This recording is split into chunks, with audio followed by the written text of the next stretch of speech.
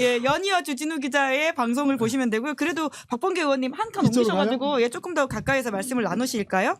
예. 근데 안 까고 가는 거예요? 예, 명태균 씨 이야기는 네. 예, 계속 말씀 안 하시다가 우리 박범계 의원님이 도와주셔가지고 드디어 잠깐 이야기를 통화를 하시면서 뭔가 예고편만 살짝 흘리셨는데 박범계 의원님도 카톡 나누셨다고 하지 않으셨습니까? 예, 명태균 씨 좀 근황을 알려주신다면요. 이제 보석으로 나와서 자택에 이제 기거를 하는데 지금 보고 있다는 얘기네요. 아까 통화를 했으니까. 명태균 씨 아무튼 보석이라는 게 마음대로 활개치고 다닐 수가 없고 그렇죠. 정치적 발언도 뭐 이렇게 막 자유롭게 할 수 있는 그것이 아니기 때문에 이해는 되지만 제가 명태균 씨와 또 어제 주진우 기자가 어제 내려왔다는 거잖아요. 내려와 가지고 명태균 씨도 만나고 또 명태균 씨하고 정말 가까운 그냥 변호인이 아니고 동지적인 그런 관계에 있는 남성근 변호사도 만나고 그랬던 모양이에요. 만나서 기본적으로 이런 취지입니다. 제가 오늘 전화로도 이제 확인했는데 일단 명태균 씨는 뭐 아무튼 감사하다는 마음을 갖고 있는 거고 그러면 진짜 울타리를 철창을 뛰쳐나온 사자가 될 건가. 예, 본인은 그렇게 이야기하고 있죠. 그렇게 얘기를 했죠. 예. 고전에는 약간 좀 이상했습니다. 그래서 확인하려고 했는데 결론적으로는 뭐 명태균 씨가 그 오세훈 시장 불출마 선언에 대한 속보를 저에게 의원님한테 찍어서 보냈다고요. 예. 카톡으로 보냈어요. 그래서 명태균 씨가 늘 하던 얘기가 있습니다. 제가 4차례 접견했는데 선물을 장관님께 드렸잖아요. 그래서 저는 전 순진하잖아요. 예, 그러니까 그 선물이 무슨 선물을 줬죠? 교도관들 지금 다 보고 있는데 선물 줬다 그러면 무슨 그러게 좀 당황스러우시겠네요. 거래한 것처럼 예. 그러는데 무슨 선물을 아니 또 장관님이 그것도 모르니 무슨 장관을 뭐 또 이렇게 얘기를 해요. 그래서 그 오세훈 시장을 뭐 줬잖아요. 그래서 그러면 수사기관에 이제 검찰이 뭐 내려와서 예.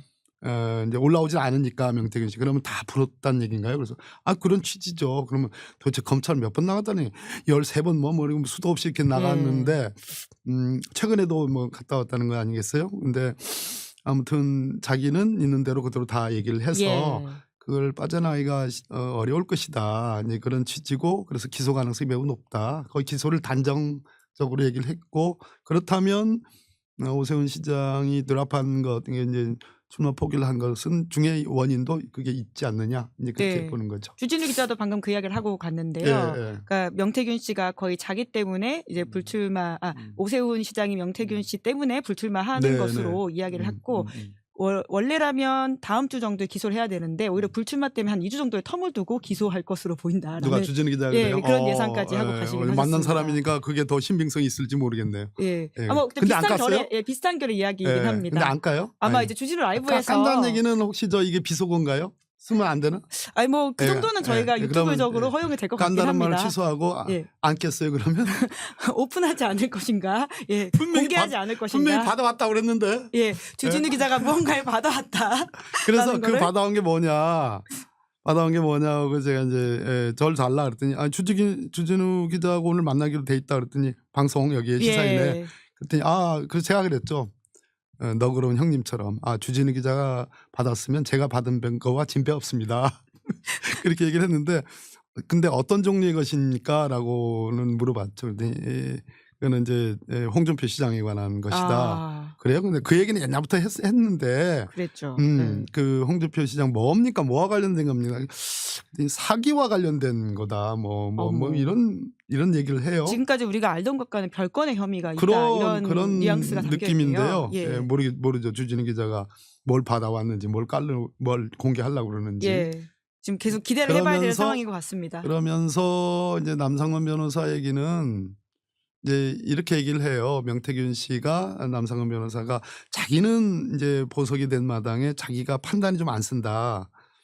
명태균 씨가 제가 만난 사람 중에 가장 비유에 능한 사람이에요. 그렇죠. 방금도 뭐 선물이란 이야기를 예, 쓰면서 뭐, 예, 예. 예. 짜장면 짬뽕 비유가 예. 아주 제가 최고 압권이라고 나오고 나서 보석돼서 나온 거 축하한다. 근데 내가 만난 사람 중에 최고의 비유를 잘 하시는 분인데 짜장면 짬뽕이 제일 압도적이었다. 그 압권. 근데 그게 뭐냐? 짜장면 오세훈, 짬뽕 나경원. 뭐 이렇게 해가지고 둘이는 아니 장관님 짜장면과 짬뽕 구분해요 못해요. 냄새만으로도 구분해요 못해요. 금방 되잖아요 구분. 여론조사라는 게 그런 겁니다. 짜장면 짬뽕만 구분할 줄 알면 그게 다 차별성이 생겨가지고 경쟁력을 금방 알 수 있는 겁니다. 뭐, 예. 뭐 이런 취지고 이번에 창살을 뚫고 나온 뭐 쇠창살을 뚫고 나온 사자 뭐 이것도 예. 대단한 굶주린 사자라고 비유인데 했나요? 예. 결론적으로는 명태균 씨가 내가 판단이 좀 안 쓴다. 그래서 남 변호사한테 좀 조언을 구했고 남 변호사가 판단한 대로 좀 따르겠다 했는데 그 내용은 홍준표 시장에 관해서는 정말로 끝까지 한방 예. 하겠다. 네. 그래서 주진우 기자 이야기는 지금 서울시장 선거에 국민의힘이 이제 당으로서 같이 이제 뛰었고 그리고는 대통령 선거에서도 국민의힘이 당으로서 같이 뛰었기 때문에 결국 이 사건이 유죄가 나면 국민의힘 자체의 재정적 위기가 엄청나게 크게 올 것이다 라는 이야기까지 하고 가시긴 하셨습니다. 네네 그렇군요. 예. 재정적 그러니까 당이 이제 파탄 날 만큼의 네, 이제 네. 선거비 보조원과 관련된 이슈가 예, 있을 것이다 예, 이런 이야기인데 주 기자와 박범계 의원님을 다시 한번 모셔서 같이 이야기를 좀 나눠봐야 될 것 같은데 또 오셨으니까 아까 지기현 재판부 이야기를 잠깐 해주셨는데 그 도통 지기현 부장은 그럼 왜 그러니까 윤석열이 그렇게 한 행동에 대해서는 우리가 그러려니 하는 것들도 생기고 있는데요. 지기현 부장은 왜 저렇게까지 하는 걸까요? 사실 이제 윤석열이라고 하는 사람 민간인이 되어서 뭐 어떤 본인한테 도움이 될 것 같지도 않아 보이는데요. 어찌됐든 언론 공개 여부는 굉장히 중요한 사안입니다. 예. 그것은 미국의 수정헌법으로 가면 미국에서 언론의 자유는 미국의 근간이라고 얘기할 정도로 미국의 연방 대법원이 몇 차례의 판결들을 했던 미국의 그러니까 건국의 역사고 미국 민주주의의 발전의 역사고 미국이 뭐 지금은 조금 여러 가지 뭐 비아냥과 비판을 엄청나게 전 세계로 받고 있지만 미국이 그래도 전 세계에서 1등 국가로 얘기할 수 있는 자신감의 기초는 언론의 자유거든요. 그래서 언론의 자유를 통해서 국민들이 받는 알 권리를 충족시켜 주는 것은 이 사건 내란죄를 진압하고 거기에 합당한 응징과 예. 거의 처벌을 하는 데 있어서 바로 바로미터가 되는 겁니다. 그런 측면에서 가만히 있고 무건 수행을 했다면 모르건대 예. 즉 참선과 참회의 전혀 안 어울리죠. 윤석열이라는 사람하고 예. 참선과 참회라는 너무 말이 오늘도 많은 말을 쏟아냈더라고요. 그렇죠. 예. 그렇게 일방적으로 자기 잘못을 뉘우치지 못하고 선동하고 하는 사람에 대해 반대의 측면, 반대의 생각을 갖고 있는 국민들이 그런 말을 하는 사람의 표정과 얼굴과 태도를 봐야 될 권리는 굉장히 중요한 권리거든요. 예. 근데 그렇게 하지 않는 지기현 재판부가 무엇일까? 예. 저는 그냥 제가 굴절돼서 쓴 글귀라고 표현할 수 있는 흔들리면서 쓴 글귀, 즉 구속 취소 결정문에 있는 마음이 흔들리면서 쓴 글귀. 그래서 결론이 없고 암시만 하고 자기가 흔들린다는 표현만 했던, 그리고 전문가만이 느낄 수 있는 그 수사권에 관한 의심이 있다. 예. 그렇다면 그 수사권에 대한 의심이 있다면은 서울중앙지법에서 판단한 것도 있고 사법부에서 판단한 서너 차례, 그러니까 동료 재판부가 판단한 적어도 4번 5번의 그 판단을 그러면 자기 본안 재판부의 똑같은 판사들이잖아요. 그러면 그렇게 자기의 그 어떤 편견을 심어서 그런 예단을 할 수 있느냐? 그건 안 된다. 두 번째. 정말 이 부분은 이렇게 얘기해도 되는지 모르지만 아무리 생각해도 설사 판사도 자기가 지지하는 사람이 있습니다. 그럼요. 사람인데요. 당연하죠. 예. 판사도 투표를 하잖아요. 예. 그죠? 그럼 지지하는 사람이 있어요. 그러나 어떤 경우에도 우리 헌법과 법률 양심에 따라, 여기서 양심은 소위 직업적 양심이라는 거예요. 그 양심이 말하는 나는 십자가 밟기 못해, 이러한 의미의 양심이 아니라 직업적 양심, 즉 숙련되고 단련받은 법관으로서의 양심이에요. 자기가 진보든 보수든 관계없이, 직업 윤리겠네요. 윤석열 지지하든 아니든 관계없이. 그런데 뭔가 야릇한 설명하기 어려운 윤선영 편향이 예. 저는 있다는 느낌이 자꾸 들어요. 국민들도 그런 의심을 한 가지고 계시는 번만 거죠. 그냥 해서 뭐 따고 이 갓을 고쳐 쓰는 이런 정도가 아니라 일관되게 예. 하는 그런 측면으로 봤을 때 이분이 윤석열에 대해서 갖고 있는 어떤 심정적인 뭔가가 지금 국민 대다수의 정서와 어떤 그런 감정에 이반되는 네. 재판을 하고 있는 원인 아닌가. 그러면 이 1심 재판에 대해서도 공소기각인데 무죄가 나올 가능성이 있다라고 보십니까? 그런 걱정을 해야 됩니다. 근데 이거는 예. 정권이 바뀐 뒤의 문제죠. 그래서 지금 급한 불은 가처분, 헌법재판소, 예. 한덕수를 예. 좌절시키는 거 등등이지만 지금 제가 세게 이렇게 비판하는 이유는 이 재판이 요상하게 간다. 굉장히 돌려서 비판하고 계시는 것 같긴 그래서 한데요. 예, 아까 주진우 기자 엄청 비판하셨어요. 박범계니까. 예, 그렇죠. 또 장관님이셨으니까. 그러나 의심이 가요. 의심이 가서 이 정도 말씀하시면 되게 세게 이야기하신 경이 거죠. 깊어지기 전에 환부를 돌려낼 수 없을 때까지 가기 전에 세게 하는 말입니다. 지금 전에 특단의 조치가 필요하다라는 그런 생각이. 탄핵도 염두에 둔다라고 이해하면 될까요? 아이고 지금 조금 더 네. 지금 급한 불. 예, 아무튼 특단의 조치도 고민하고 있는 게 민주당의 생각이다 이렇게 이해하도록 하겠습니다. 저의 생각이니까. 네, 박범계 위원장님의 선관위원장이시니까요. 주요 지금 핵심 당직을 맡고 계시지 않습니까? 이때는 법사위 간사라고. 법사위 간사로서 또 명확하게 선을 긋는 박범계 의원님이신데요.